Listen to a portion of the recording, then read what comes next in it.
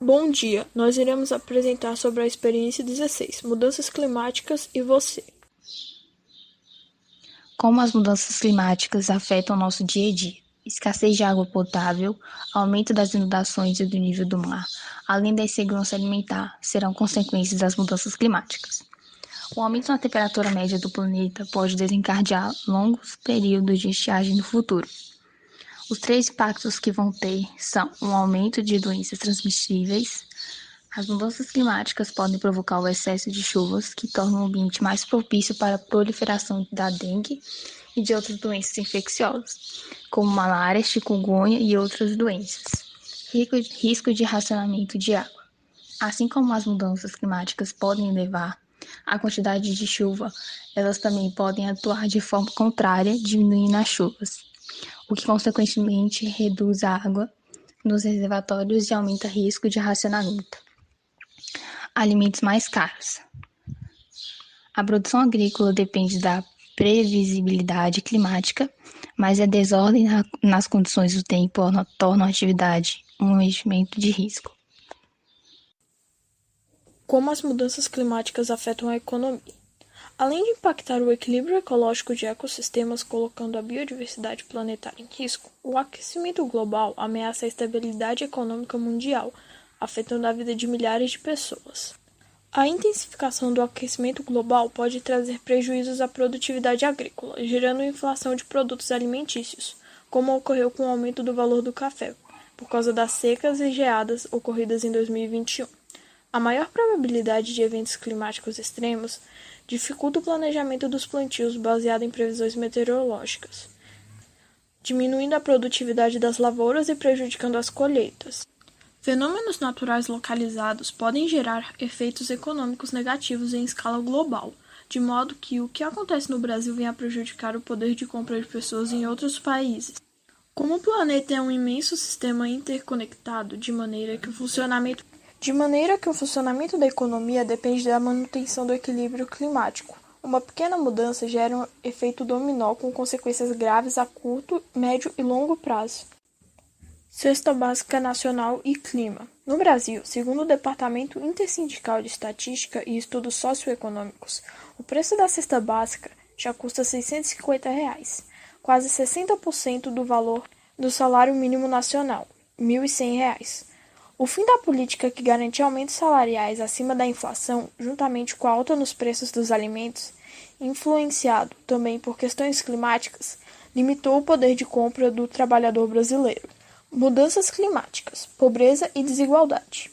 Além de impactar o equilíbrio de ecossistemas, colocando a biodiversidade planetária em risco, as mudanças climáticas ameaçam a estabilidade econômica mundial, afetando a vida de milhares de pessoas e reforçando desigualdades existentes. Segundo o relatório publicado pelo Banco Mundial em 2021, estima-se que as mudanças climáticas devem levar à pobreza extrema 132 milhões de pessoas até 2030, de modo que somente as doenças provocadas direta ou indiretamente pelas alterações no clima levem a 44 milhões de humanos à miséria. Nesta imagem podemos observar alguns dos efeitos socioeconômicos causados pela mudança climática. É possível frear a mudança climática e impulsionar a economia? Apesar das reticências iniciais da comunidade empresarial, cada vez mais estudos e atuações demonstram que as medidas destinadas a combater o aquecimento global são uma oportunidade de ouro para garantir o desenvolvimento sustentável e impulsionar o crescimento econômico, tal como explica a Comissão Mundial sobre a Economia e o Clima em um relatório no final de 2018.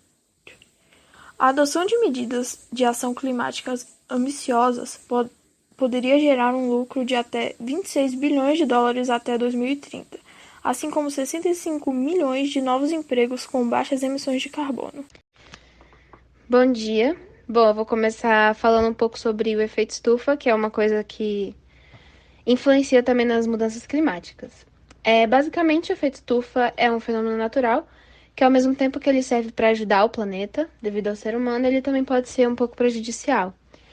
Ele é de extrema importância para a existência da vida na Terra, porque ele é responsável por manter as temperaturas médias globais, evitando que haja uma grande amplitude térmica. Amplitude térmica é meio que a diferença entre a temperatura máxima e a mínima registradas em um determinado período. Devido às ações do ser humano, esse fenômeno tem sido agravado, no caso o efeito estufa, e isso tem levado à emissão de gases do efeito estufa à atmosfera. Aí essa grande concentração de gases dificulta que o calor seja devolvido ao espaço, e isso aumenta, consequentemente, as temperaturas do planeta, já que o calor não sai. Aí eu vou falar um pouquinho sobre como funciona o efeito estufa. O fenômeno ele começa a partir da emissão de gases através do Sol à Terra. Gases não, perdão. A emissão do calor é através do Sol até a Terra.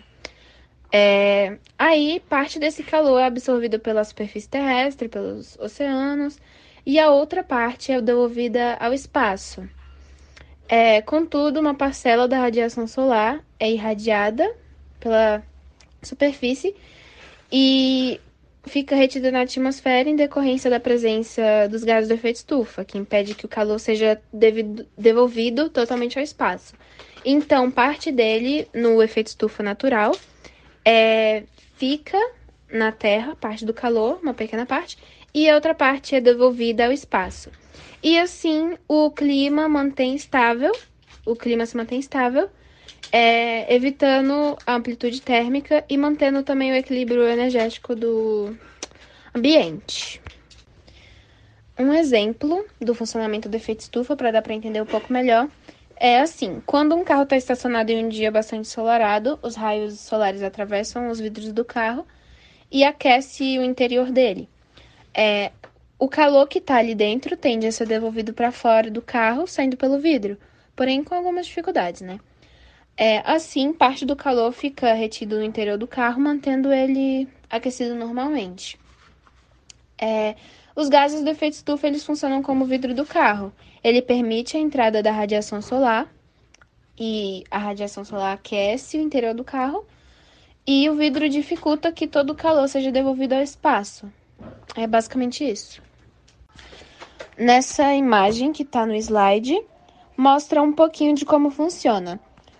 Um lado mostra o efeito estufa no seu efeito natural, que os raios solares descem, vão para a Terra e voltam normalmente. Parcela dele parcela do calor, no caso, fica na Terra para manter a temperatura e outra parte sai, né, normalmente.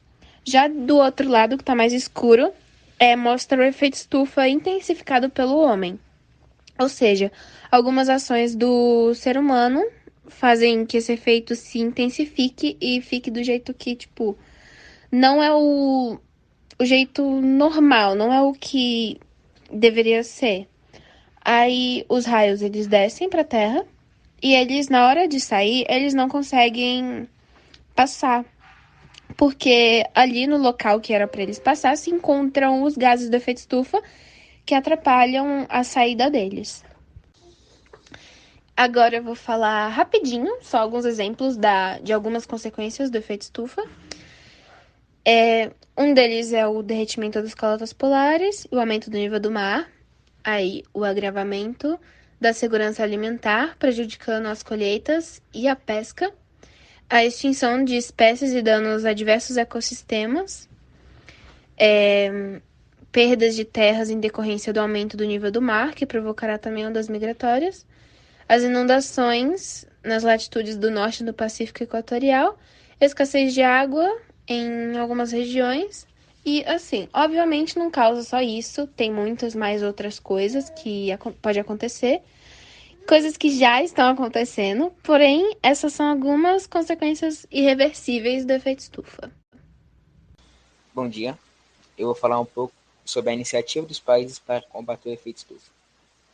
O Protocolo de Kyoto é um acordo internacional com os países envolvidos na Organização das Nações Unidas, firmado com o objetivo de se reduzir a emissão de gases causadores do efeito estufa e o consequente aquecimento global.